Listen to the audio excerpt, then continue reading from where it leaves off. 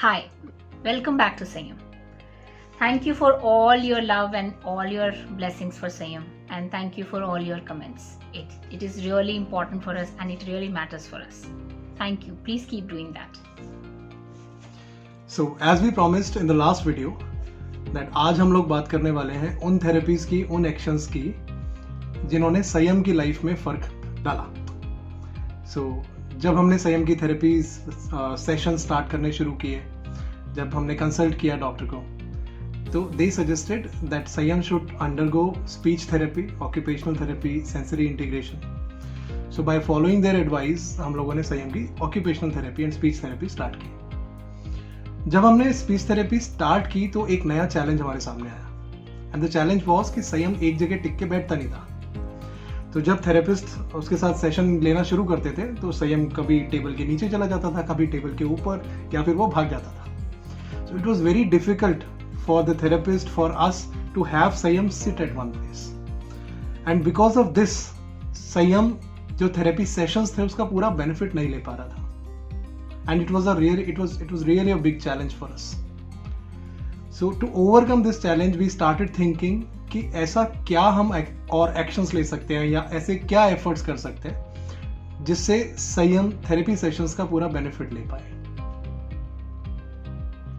Yeah, and while exploring these actions, the first thing that we came across was diet modification. The most important thing in the diet modification is removal of high sugars and junk foods. I know junk foods, cold drink, chips, burger, chocolates बच्चों को ही नहीं बड़ों को भी बहुत पसंद होती है, and इसका removal may look like very challenging, but if you go for right replacement of these products, it is very much possible and feasible. आपको सिर्फ करेक्ट ऑप्शंस चूज करने हैं और इस सब चीज़ों को अपने बच्चे की डाइट में से रिप्लेस करना है. Like you can replace all cold drinks with नींबू पानी, कोकोनट वाटर एंड छाछ. सारे हाई शुगर्स और junk food immediate energy release करते हैं जो बच्चे की हाइपर एक्टिविटी और इंक्रीज करता है. तो when you replace it, when we replaced it with Sayam, we saw very positive results in his hyperactivity. अगर बच्चा क्रंच पसंद करता है, जिसके लिए वेफर्स खाना पसंद करता है, you can replace it with चना, भुने हुए चने से रिप्लेस कर सकते हैं. फॉक्सनट मखाने जो होते हैं उसको आप कुरकुरा करके वो बच्चे को दे सकते हैं. और you can try salads like खीरा होता है, गाजर होती है, उसको भी आप बच्चे को इंट्रोड्यूस करके देखिए. It may satisfy his needs for crunch as well. घबराइए नहीं, your persistent and constant efforts are required. तो आपने घबराना नहीं है. Even if the child may throw tantrums initially, he may feel craving for sugars and all the junk foods, but you have to be strong here. You can experiment with correct kind of ingredients, right kind of ingredients. तो GFCF diet के बारे में आप सभी ने सुना होगा, ऐसे हमने भी इस डाइट के बारे में सुना. But like any second Indian family, संयम का दिन शुरू होता था मिल्क के साथ. And it was a big challenge for us to introduce him to GFCF diet. GFCF stands for gluten-free, casein-free diet.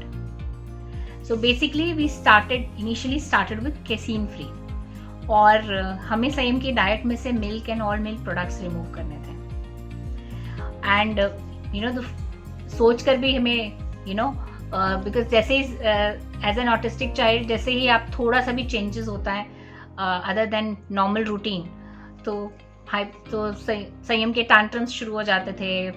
He used to start over reacting और ज़मीन पर लेट जाता था. तो हमें बहुत डर था कि अगर हमने मिल्क रिमूव किया which was very essential part of his diet तो पता नहीं क्या होगा. But in spite of all the fears we just removed milk from his diet, all milk and milk products, because it was important and it was essential for him. And we substituted it with some other products so that nutritionally संयम के लिए challenge नहीं हो, malnourishment नहीं हो. So we introduced him to certain replacements of calcium and protein like ragi flour, sesame seeds. These are very good source of calcium. We introduced him to eggs. तो अगर आप नॉन वेजिटेरियन है तो non vegetarian diet भी introduce कर सकते हैं बच्चे के साथ में. It is very good source of protein for your child. तो एज वी इंट्रोड्यूस दैट, तो एक हफ्ता 2 हफ्ता हमारे लिए बहुत चैलेंजिंग था, because every time there was a craving for milk. तो हो सकता है जब आप ये स्टार्ट करें तो आपके लिए भी आसान नहीं हो, but what is most important is persistent efforts. तो गिव अप नहीं करना है और persistent efforts करते रहना है. Slowly you can replace paneer with tofu. You know, interesting substitutes अगर आप देते रहेंगे बच्चे को तो they will not be much issue. Okay. Another thing that we actually did not try with Sanyam, but you can try after going for casein free, you can also try for gluten free diet. Nowadays in markets there are many substitutes available for gluten free diet. Gluten is basically present in wheat in normal staple diet. तो gluten को replace करने के लिए different flours are available that are gluten free, so you can try that as well, and see the results. When we actually did the diet modification for few months, Sanyam's hyperactivity, there was a drastic change in its hyperactivity. जो बच्चा हमेशा भागता रहता था उसमें stability नजर आने लगी. And that actually allowed us and the therapist to work with Sanyam, जो भी उसका ट्रेनिंग एंड डेवलपमेंट वहाँ पर हो रहा था थेरेपिस्ट के साथ में. We started seeing very positive results there as well, because of his improved sitting behavior. And don't worry, you need not to do it for lifelong. हमने सैम के साथ 6-7 months तक जब casein free diet introduce किया, we saw very excellent results therapies के बाद. So we gradually reintroduced casein back to him.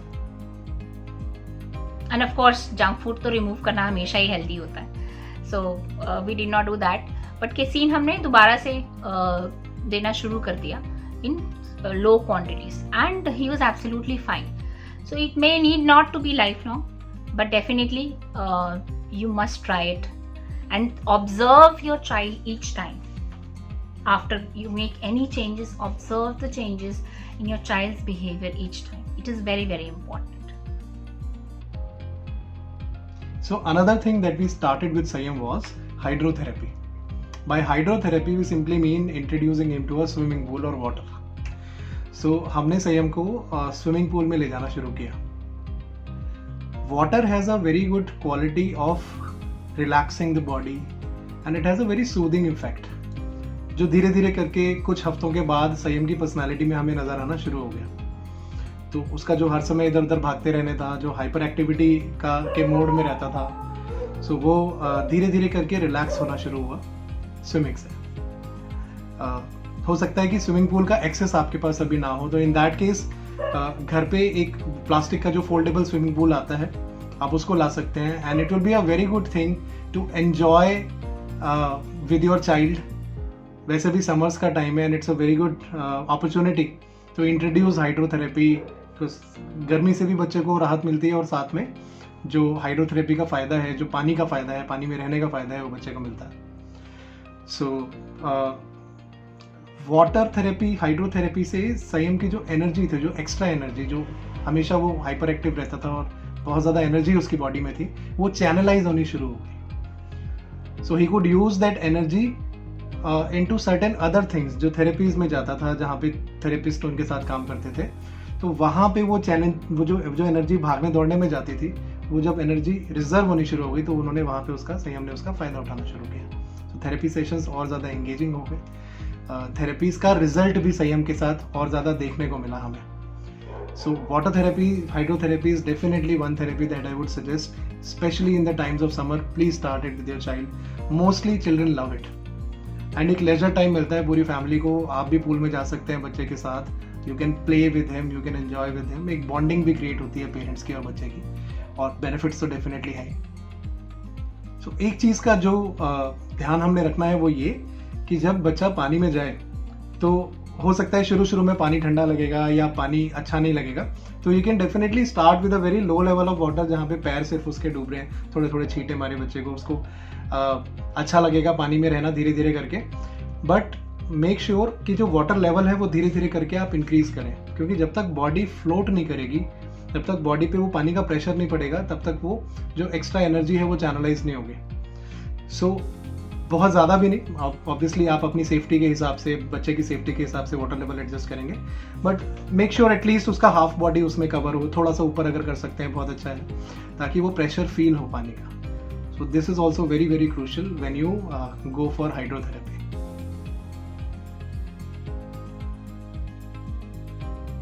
Okay, another most important therapy that we knew but we never thought could be so helpful for our child was to give him massage.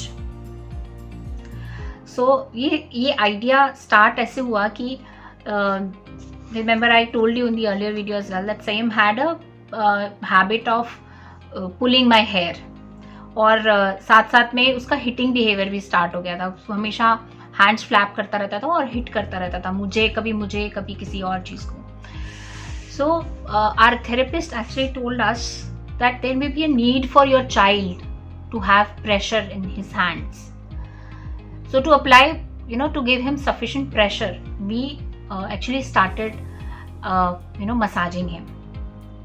So hands के लिए, so massage can be done with any kind of oil that is suitable for the skin of your child.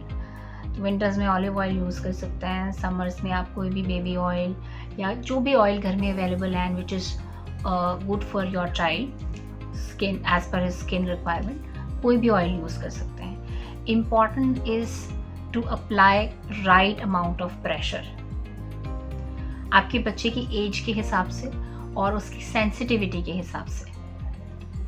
Some children might be sensitive to pressure, some children may like it very very much, बहुत पसंद भी करते हैं बच्चे, because it actually calms them, it soothes them and it relaxes them. तो specially जब आप massage करें, your touch actually not only gives pressure to your child but it actually builds up a connection with the child.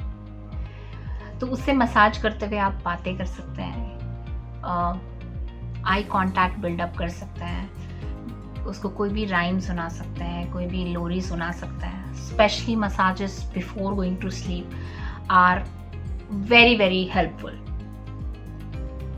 And how to do massages, always use your fingers, okay, use your fingers for applying pressure. जैसे same की hands के लिए हमने हाथ के joints पर specially pressure देना शुरू किया। It actually improved his hitting behavior, the hair pulling behavior that he had. तो जब आप मसाजेस करें, स्पेशली बिटवीन द फिंगर्स, ऐसे पैरों की टो के बीच में भी मसाजेस करना, and press the joints lightly, and gradually जब बच्चा यूज टू हो जाता है, you can increase the pressure as well. You can actually go for full body massage, जितना पॉसिबल हो ड्यूरेशन इंक्रीज कर सकते हैं, और जितना आप प्रेशर अप्लाई कर सकते हैं, that will be good for your child. Include head massage as well. Now another important thing while massaging is, at times अगर आपका बच्चा टैंट्रम्स थ्रो कर रहा है, he is disliking the massage, so not necessarily it is the pressure, but it may be the type of oil that you are using. कुछ oil की smell बहुत pungent होती है, या थोड़ी सी भी स्मेल, कुछ बच्चे स्मेल के लिए बहुत सेंसिटिव होते हैं, तो ट्राई चेंजिंग द ऑयल, और ओडरलेस ऑयल यूज कर सकते हैं प्रेफरेबली, या आप पाउडर मसाज भी कर सकते हैं। So at each step you must observe keenly, because your child communicates even when he does not speak. तो आपको बहुत ध्यान से ऑब्जर्व करना है, and if required change the oil, if required change the powder, and but still do it. So all these changes in Sanyam's routine, starting from the gluten-free, casein-free diet, particularly casein-free in case of Sanyam, then introducing hydrotherapy, then introducing massages at different times of the day, removal of high sugar foods like junk foods and all, they gave the necessary boost to Sanyam. फायदा क्या हुआ कि संयम का eye contact better होना शुरू हो गया, संयम का सिटिंग बिहेवियर बेटर होना शुरू हो गया, उसकी हाइपर एक्टिविटी कम हो गई, एनर्जी चैनलाइज होनी शुरू हो गई, जिसकी वजह से थेरेपीज में अब वो चीज़ें ज़्यादा अच्छे तरीके से ग्रैस्प कर पा रहा था. And it started showing up in his performance, it started showing up in his recovery. एक फ़ायदा और हुआ कि ये जब थेरेपीज और ये सारे सेशंस इंट्रोड्यूस होने शुरू हो गए संयम के डेली रूटीन के अंदर, तो उसका एक जो रूटीन है वो सेट होना शुरू हो गया. मतलब we made sure that if Sanyam has to go for swimming at 5 p.m. then it has to be at 5 p.m. क्योंकि वो एक टाइमली रूटीन होना ज़रूरी है ताकि बच्चे के माइंड में ये चीज़ सेट हो जाए कि अब ये है, इसके बाद he would be mentally prepared कि अब ये मैं स्विमिंग से वापस आ गया हूँ, अब मेरा रिलैक्स करने का टाइम है, अब मेरा मसाज का टाइम है, अब मेरा खाने का टाइम है. तो वो रूटीन बायोलॉजिकल क्लॉक संयम की ऑटोमेटिकली बननी शुरू हो गई. That is very very crucial. छोटी सी चीज़ है लेकिन बहुत इंपॉर्टेंट होती है, and especially for our children. And another important thing is कि जो ऑक्यूपेशनल थेरेपी या स्पीच थेरेपी आपके बच्चे की ऑलरेडी चल रही है, उसको कंटिन्यू करना है parallelly. All the changes and all the suggestions that we have made in this video will actually add to his performance. But एक आपने जो इंक्लूड करना है वो ये है कि थेरेपी में बच्चा 1-1.5 या 2 घंटा होता है मैक्सिमम, बट बाकी टाइम वो आपके साथ होता है. तो when you take your child for the therapies, also learn there what is going on with your child. वहाँ से सीखिए आपके बच्चे की क्या क्या ज़रूरतें हैं, क्या क्या नीड्स हैं, क्या क्या रिक्वायर्ड है उसकी परफॉर्मेंस को एनहांस करने के लिए. Learn all of that and include a time in the schedule of the child जब आप ये सब बच्चे के साथ में रिपीट कर रहे हैं. एंड जितने भी ये चेंजेस हम अपने बच्चे के रूटीन में करेंगे, चाहे वो डाइट के चेंजेस हों, चाहे वो थेरेपीज इंट्रोड्यूस करने के हों, चाहे वो मसाज के चेंजेस हों, ज़रूरी नहीं कि बच्चा एकदम से इन चेंजेस को अडाप्ट कर ले. रिपल्शन होगा, हो सकता है कि टैंट्रम थ्रो करे, हो सकता है भाग जाए वहाँ से, in many forms. But our job as parents is to be persistent, is to be resilient, and is not to give up, because all this is for the benefit of our child. आपने वहाँ पे खड़े रहना है and make sure that जिस time पे जो therapies होनी है वो उस टाइम पे थेरेपीज होनी है, वो सेशन होना है, नो मैटर व्हाट. क्योंकि जो आप अपने बच्चे के लिए कर सकते हैं वो और कोई नहीं कर सकता. See you in the next video. Till then, take care. Bye bye. God bless you.